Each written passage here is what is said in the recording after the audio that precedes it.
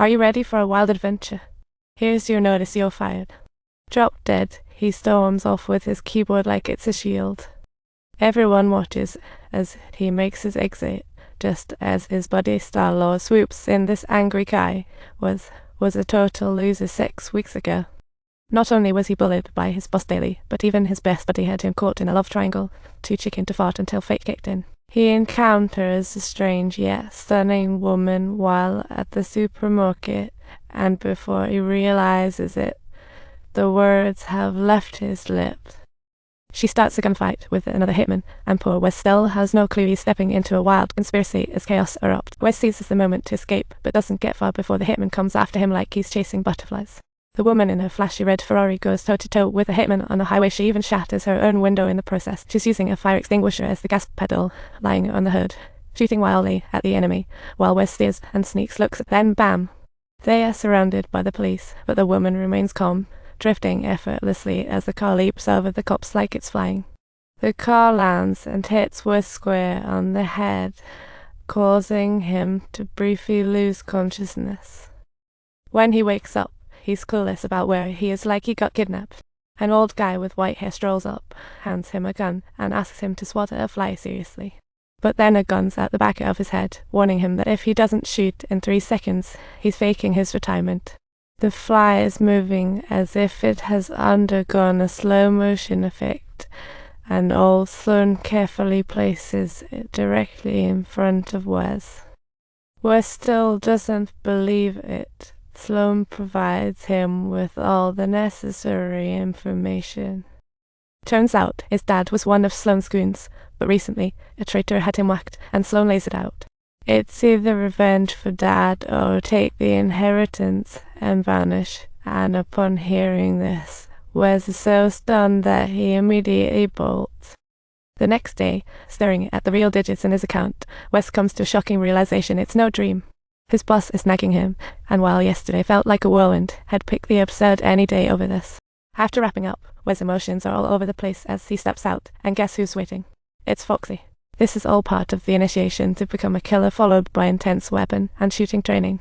Wes is a total newbie, and it's evident that he's finding it quite challenging to cope with the intensity of this training. But he can choose to push through, and as time passes, his inner killer starts to awake. Wes is leveling up. Wes gradually transforms into a legit hitman, and subsequently Sloan guides him to an extremely secretive location. The group's hits aren't for profit, but for world peace. Look, the live stream machine never stops. The secret codes hidden below, which contain detailed records, represent their target list. Wes embarks on his very first hit mission. However, when he catches sight of the target, his hands freeze up. He ultimately decides to back out, and in order to seal Wes's resolve, they specifically recount some heartbreaking tales from his childhood.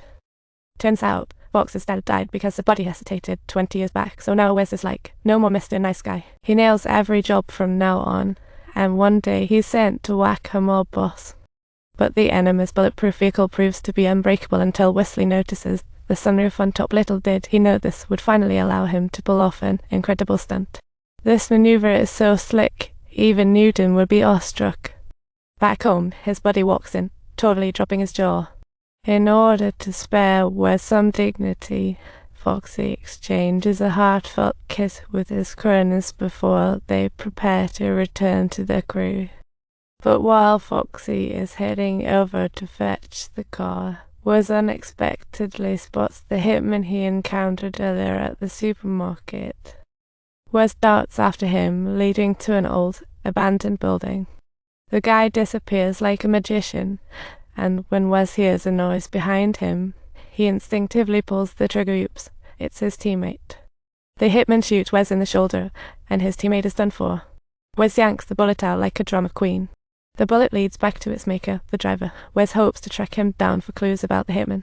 The scene shifts. Wes arrives at the target's location, heart racing, sneaking after his prey. Fortunately, Foxy arrives on the scene just in time. Forget about him. let's move on. The meeting's at the train station. Wes hides to watch the driver, who escapes like Houdini. They both bulb, with Wes chasing him down while still brainstorming witty comebacks. During the pursuit, Wes thinks he sees the hitman and stops, tossing a stewardess aside like a rag doll. He's trying to split them. Seeing the train near, Foxy steals a car and skids off. In the car alone, she's like, thank goodness. Meanwhile, Wes and the hitman are wrestling in the train. Just as Wes is about to speak, Foxy surprisingly shoots to interrupt him, shouting, Wes, run for it. Edit here. That sudden shot completely interrupted the flow of the plot. Interrupt 101, so many interruptions. It's like a broken record. This repetition will drive anyone nuts. Intense fighting leads the conductor to hit the brakes, sending the train into a tailspin. The train is careening off the rails, and Wes' life is hanging by a thread. Don't forget to subscribe for the next episode.